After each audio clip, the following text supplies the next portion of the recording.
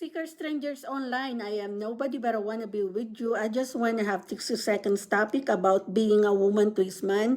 You should always be submissive because no civilization, no generation in the old times that woman carry all things. It's always the man, the protector, the provider, and they are more logical, more common sense than woman. We have also special abilities, but to be beside our man, to support them, but it's not gonna be woman is equal to man, like the new generation keep telling that because they can do a man work. No, it's not gonna be like that.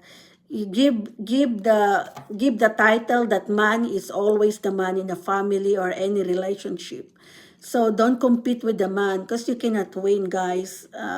You cannot win. So accept your role.